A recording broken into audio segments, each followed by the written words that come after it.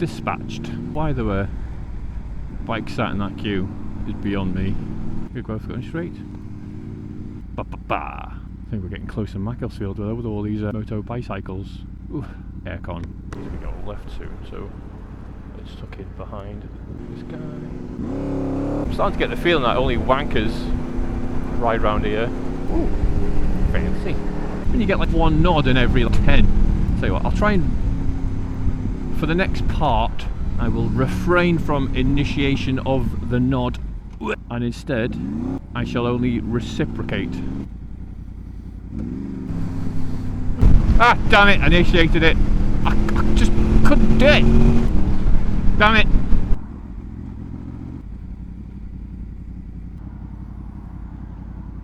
Gonna have to go around the Peak Districts, aren't I?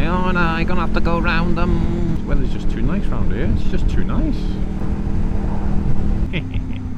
The aircon on. That's running form. I can never remember which one is it to go straight. Oh no. Oh no.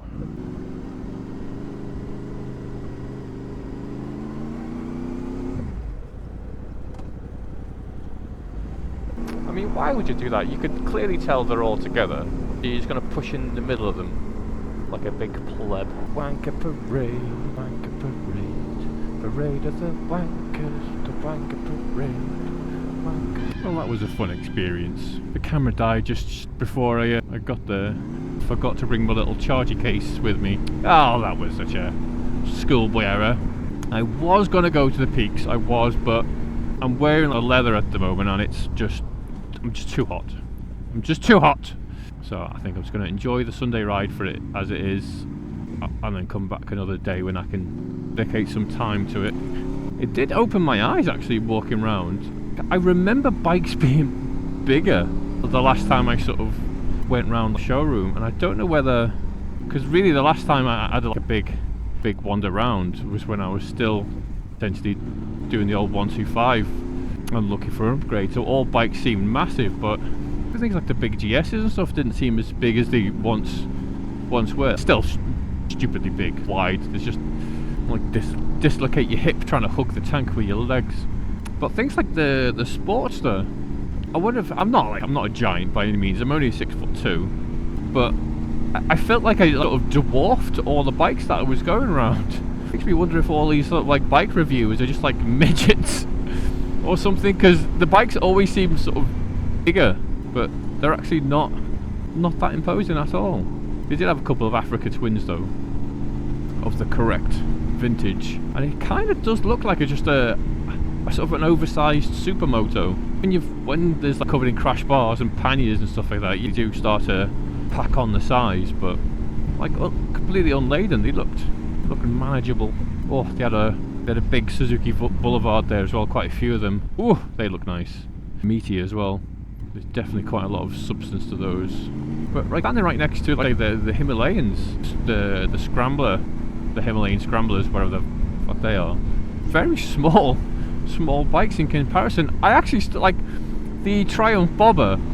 I thought was a bigger bike, but it's ridiculously small. It's tiny. It's just a midget bike. I was just thinking, no way.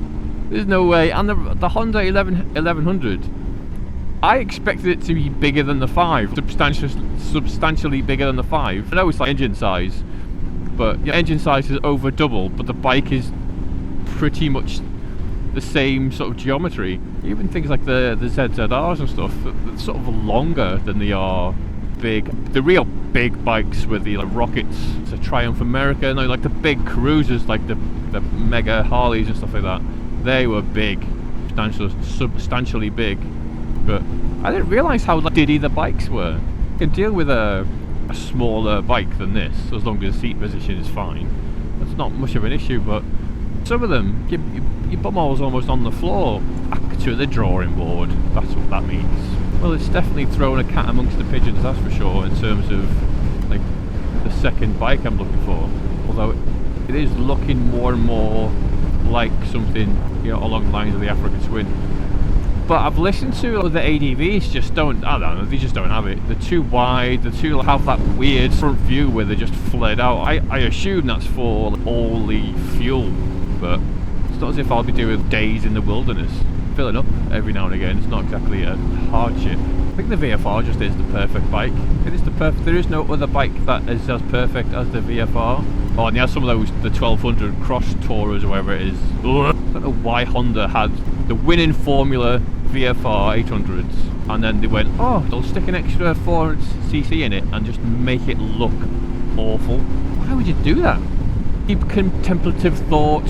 I'd like to try a different style. Super Sport is essentially the VFR but uncomfortable. Naked is essentially the VFR but blasted by wind. Can't say I'm a huge fan of the Naked style. I need some wind protection.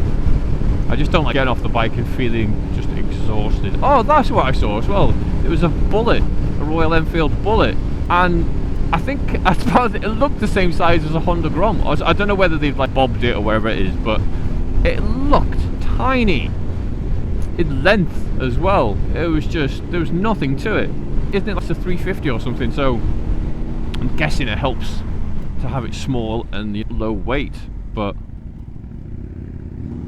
also things like the Continental GTs and stuff like that. Although the 650 class, they're very much the very same in terms of dimensions and seating positions as the Triumph. Obviously with like a slight difference in styling, but not exactly dissimilar. Ooh, I might just be quiet and enjoy me. Oh, VFR bro! Enjoy the ride home. Oh, I should have done a secret handshake dance. Or should I paint my wheels? You'd never see them, but neither would I, in fairness, until I stopped riding the bike, but lovely.